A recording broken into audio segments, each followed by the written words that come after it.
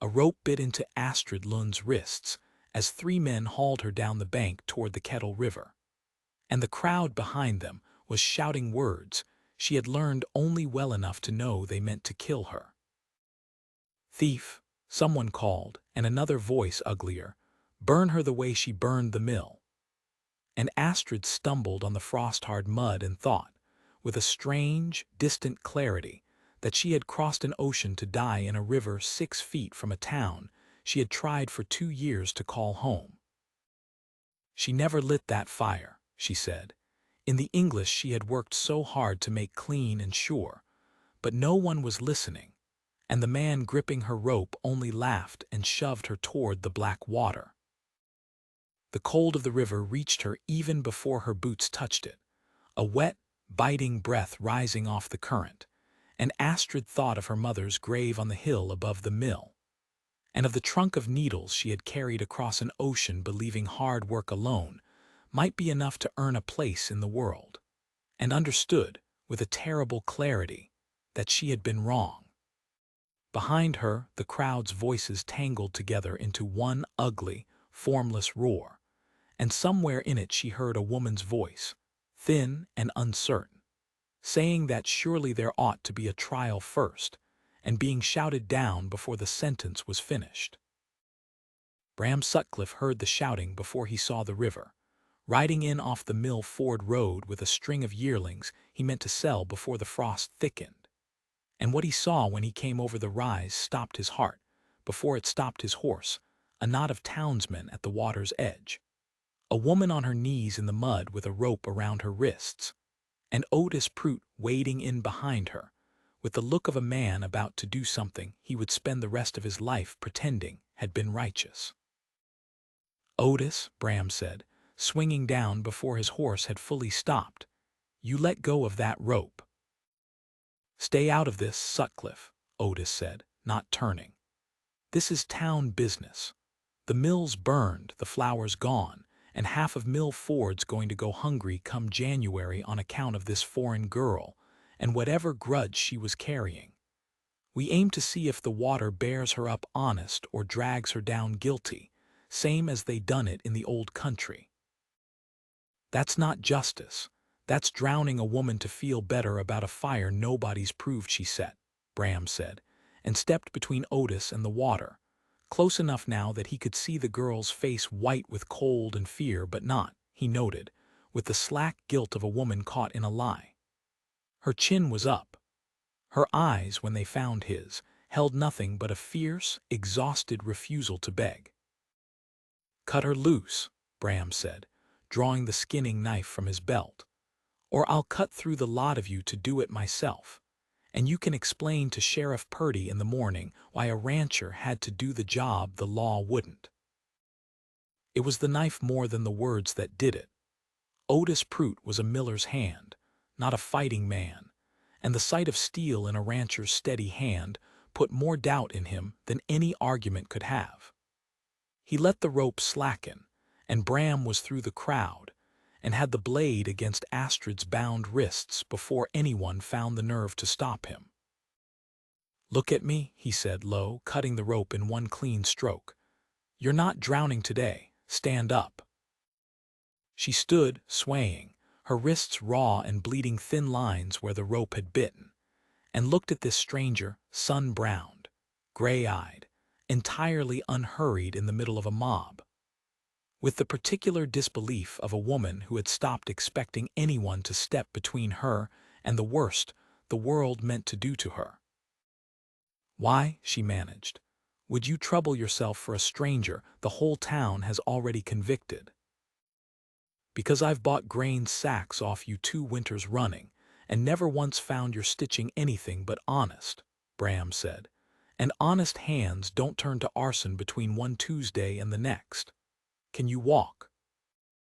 She could, though barely, and Bram walked her up the bank with his body set deliberately between her and the muttering crowd, and it was Sheriff Purdy himself, arriving at a run with his coat half-buttoned, who finally gave the mob somewhere to put its fear that didn't end in a body in the river.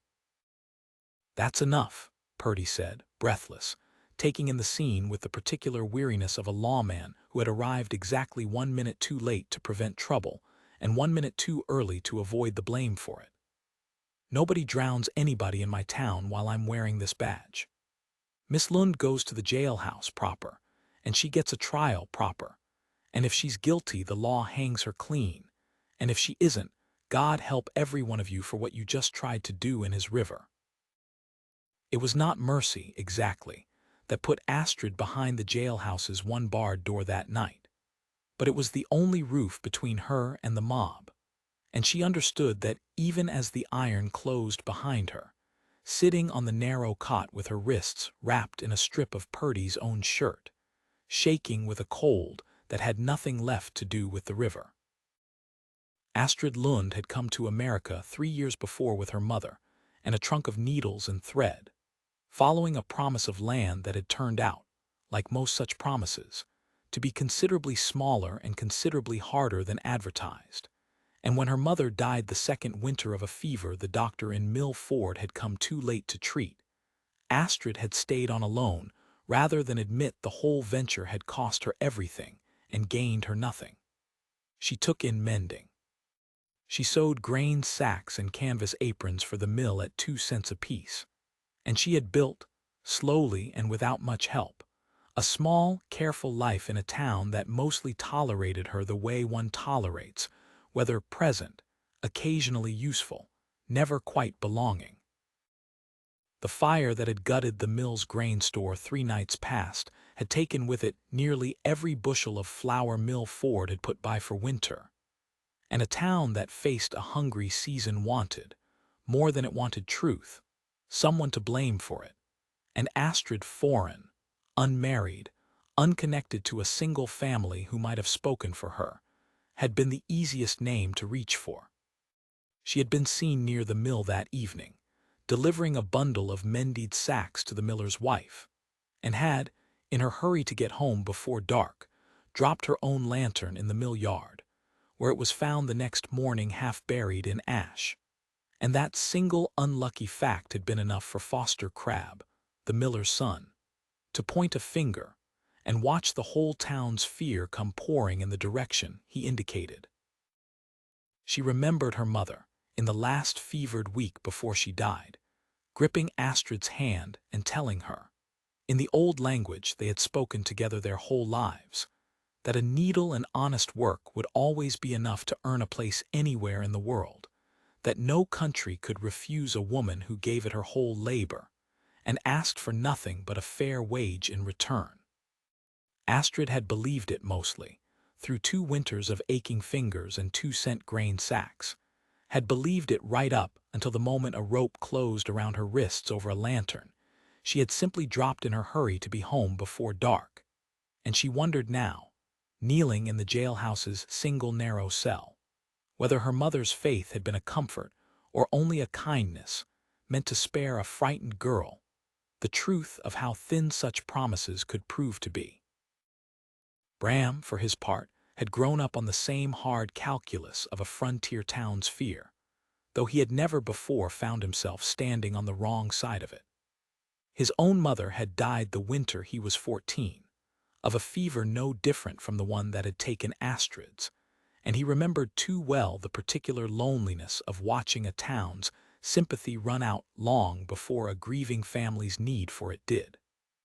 He had built Sutcliffe land up from almost nothing in the years since, cattle by cattle, and had told himself, riding home that first night after the river, that it was only decency that had put him between Otis Prout's rope and an innocent woman's wrists.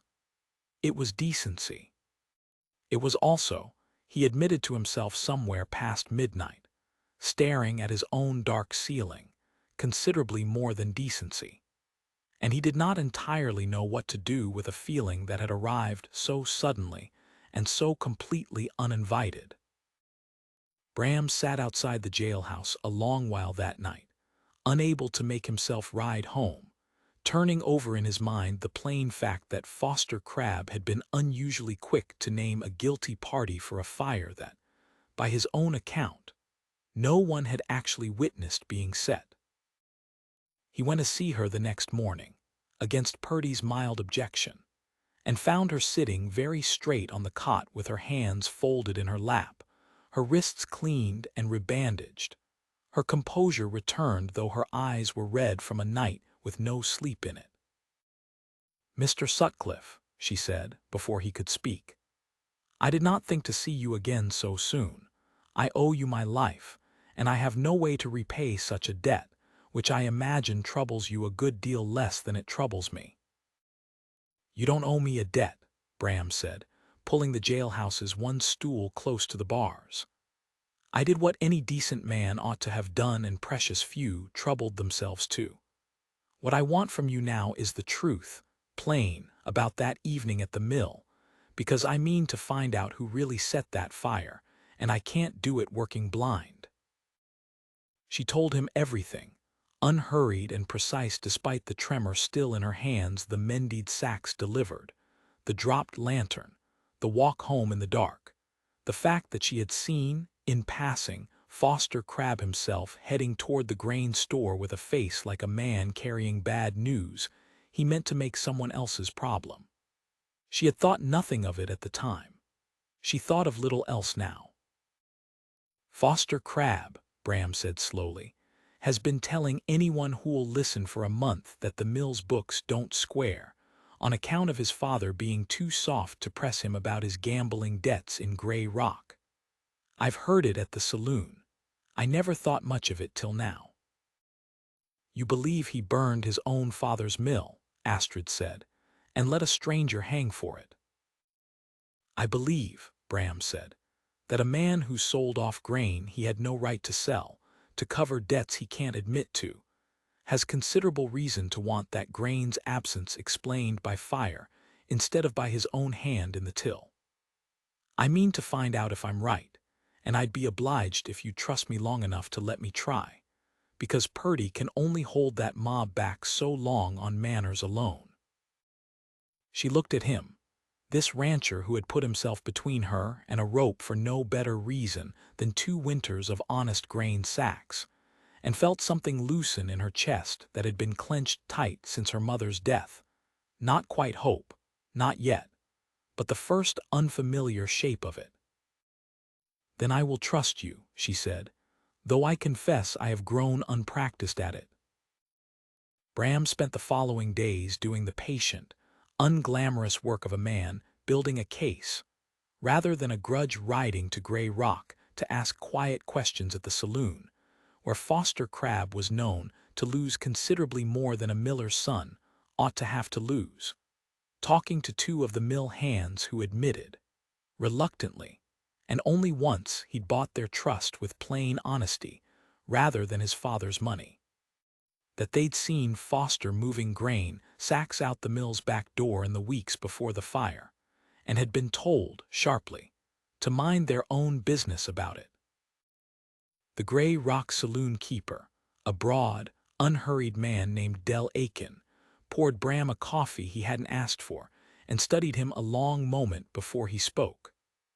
"Foster Crabbe," Del said, "has lost more at my tables in the last 2 months than his father's mill clears in a season. I don't make it my business to ask a man where his money comes from, so long as it spends honest, but I'll tell you this much for nothing: 3 weeks back he came in flush, paying off a debt he'd been carrying since summer, all at once, in cash he didn't have the week before. A man doesn't come by that kind of turnaround honestly, not in my experience, and I've got considerable experience in exactly how men come by money in a hurry." "Would you say as much before a judge?" Bram asked. "I'd rather not borrow that trouble," Del admitted, "but I'll not lie to spare Foster Crabbe's comfort either, if it comes to that. A woman's neck oughtn't hang on my silence."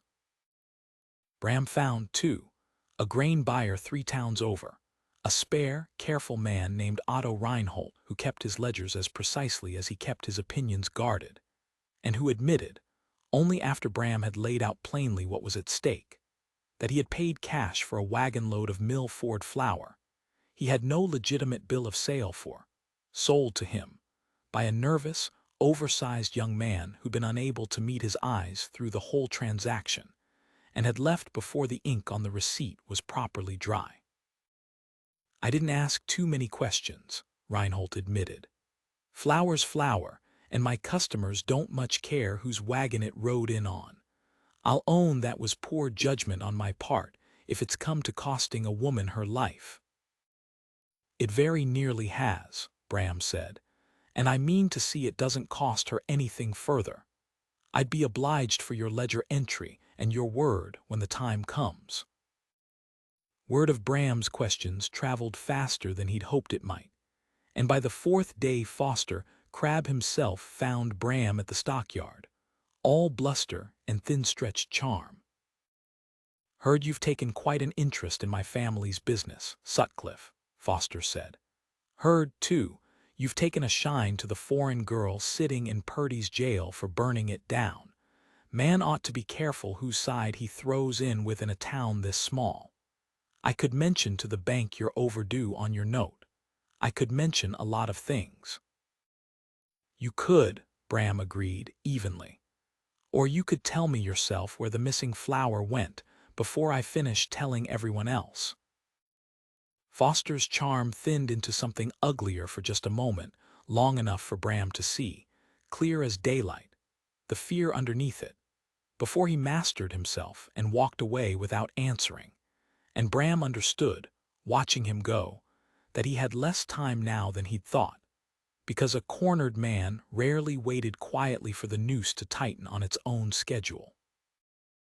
Astrid, meanwhile, sat in her cell and watched Mill Ford's opinion of her shift by uneasy degrees. The sheriff's wife, a plain, kind woman named Ruth Purdy, bringing her decent food without being asked, and sitting a while each evening on the far side of the bars. Not because duty required it, but because, she admitted plainly, she'd not been able to sleep easy since the night at the river and found some comfort in proving to herself, and to Astrid, that not everyone in Mill Ford had been willing to hold that rope. "I should have spoken up sooner," Ruth told her, on the third evening, turning a mug of coffee slowly between her hands. "I heard the talk building for a week before it came to the river, heard Foster Crab feeding it at the mercantile like a man banking coals, and I told myself it wasn't my place to interfere in men's business. I've been ashamed of that silence every hour since." "You are here now," Astrid said. "I have learned in 3 years in this country that a person's whole worth is rarely fixed by a single hour, good or bad. I would rather have your company now than your perfect record before." 2 of the mill hands' wives came by the barred window as well, low and half ashamed, to say they'd never rightly believed the worst of her, only been too frightened of Foster Crab's temper and his father's hold on their husbands' wages to say so aloud, while the mob still had its blood up. A town's cruelty, Astrid was learning, was not always cruelty of conviction.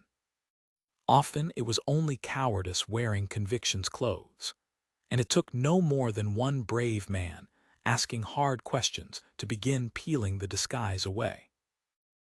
Bram came each evening to report what he'd found, and their conversations through the bars stretched longer each night than the facts of the case required, until neither of them troubled to pretend otherwise. "You did not have to ride to Grey Rock for a woman you'd only sold grain sacks to," Astrid said, on the 4th evening, watching him through the bars with an attention that had stopped being merely grateful somewhere in the last few days. "No," Bram agreed. "I didn't." He did not elaborate further, but the look that passed between them said considerably more than either of them was yet willing to put into plain words, and Astrid found herself, for the first time since her mother's death, thinking of a future that held something besides bare survival in it. Foster Crab, cornered and running out of road, made his move on the 5th night, and it was crueler and more desperate than anything Bram had prepared for.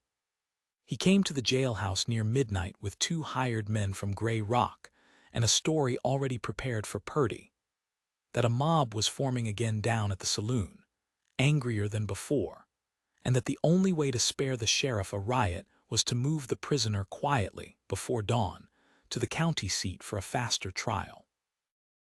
Purdy, exhausted and half convinced, might have believed it, had Bram not arrived at the jailhouse at the same hour, drawn by an unease he couldn't name, and found Foster's hired men already loading a shackled, terrified Astrid into a wagon bound not for the county seat at all, but for the river road, where Bram understood, with a cold and sudden certainty, that Foster meant to finish in the dark what the mob had failed to finish in daylight, and let the river carry away the one witness who could still connect him to a wagon load of stolen flour.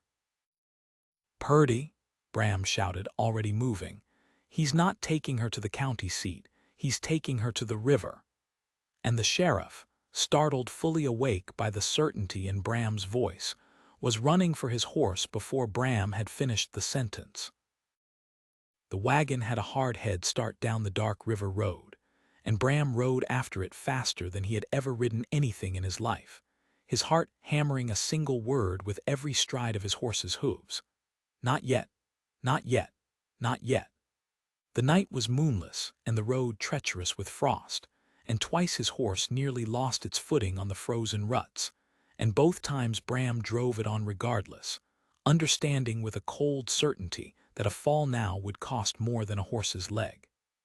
He thought of Astrid's raw wrists healing slow beneath Ruth Purdy's bandages, of the fierce, unbeaten set of her chin at the river 5 nights before, of every quiet evening since spent talking through the bars about nothing and everything, and found that the fear driving him now bore no resemblance at all to simple decency. It was considerably more than decency, and he no longer had any interest in pretending otherwise.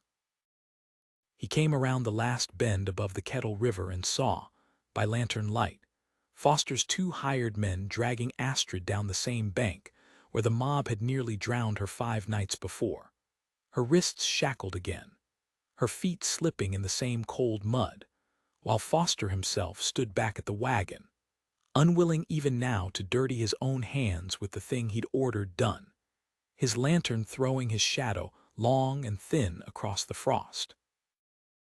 "Let her go," Bram shouted, and did not slow his horse until he was among them, coming off it at a run that carried him straight into the nearer of the 2 hired men, before the man had properly registered a rider had arrived at all.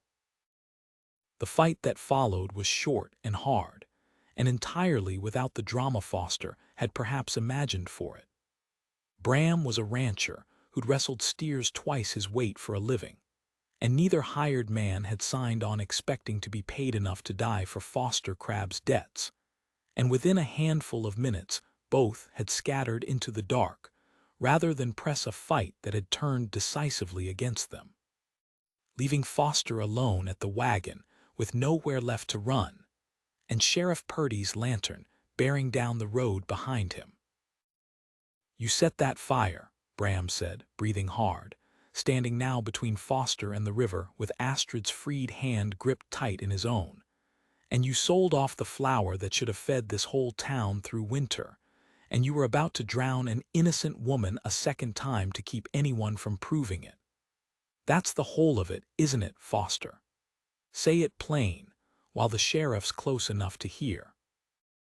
Foster Crab, out of hired men and out of road, said it plain, in a voice gone thin and childish with the particular collapse of a man who has run out of every lie he owns. And Sheriff Purdy, arriving in time to hear the worst of the confession fall out of him unprompted, took him into custody with an expression that suggested considerable relief at finally having the right man in irons. Astrid, still shaking, still gripping Bram's hand as though letting go might undo the last hour entirely, looked at the black water that had so nearly claimed her twice and found, to her own surprise, that she felt no fear of it now, only a vast, unsteady relief. "You came," she said. "Twice now you've come." "I intend to keep coming," Bram said, "for as long as you'll let me, and a good deal longer than that if you'll have me." Mill Ford's reckoning with itself took longer than Foster Crabbe's confession, as such reckonings generally do. Otis Prout came to Astrid's door within the week, hat in hand, standing on the step with the awkward, shuffling posture of a man who had rehearsed his words the whole walk over and lost half of them anyway the moment the door opened. "Miss Lund," he said, "I've not slept right since that night at the river, and I don't expect an apology from me is worth much measured against what I nearly helped do to you.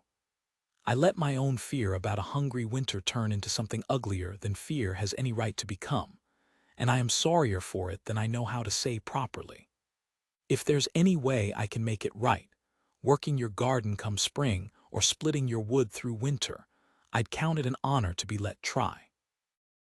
"You held a rope, Mr. Prout," Astrid said, "but you were also the first to loosen it, once Mr. Sutcliffe gave you cause. I have decided I would rather remember a man for the moment he found his better sense than the moment he lost it. Your wood-splitting offer I will accept gladly, and consider the matter settled between us."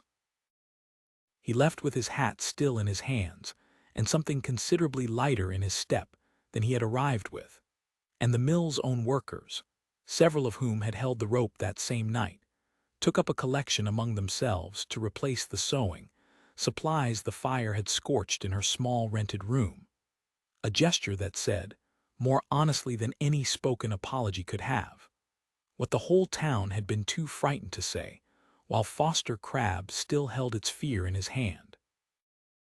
Bram courted her through that autumn with the same patient, unhurried steadiness he'd shown cutting the rope from her wrists, riding out most evenings with small, practical gifts that meant more than flowers ever could have.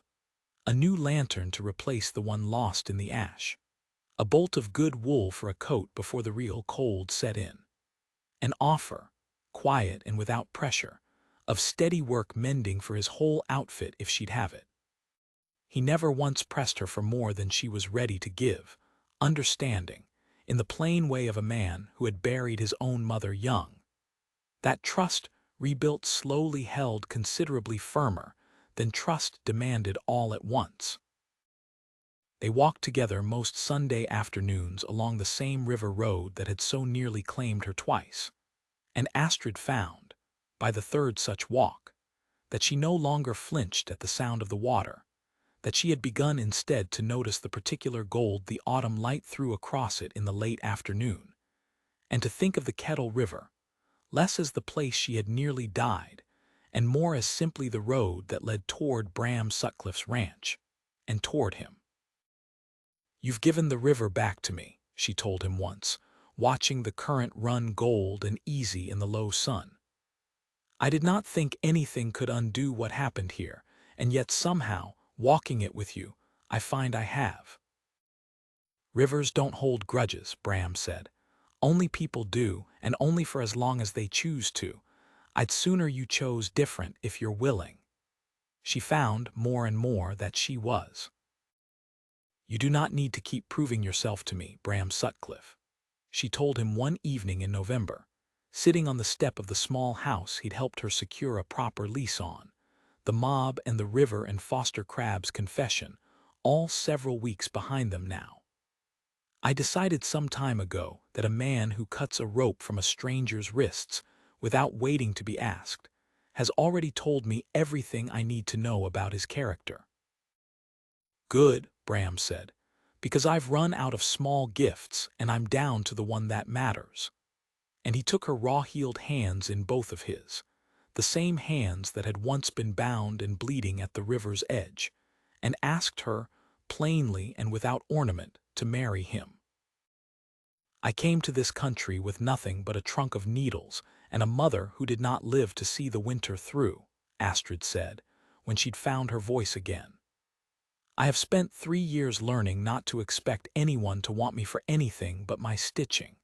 You will have to be patient while I learn otherwise." "I've got nothing but patience," Bram said, "and about 40 head of cattle and a house too big for one man's cooking, and I'd consider it the finest bargain of my life if you'd fill both."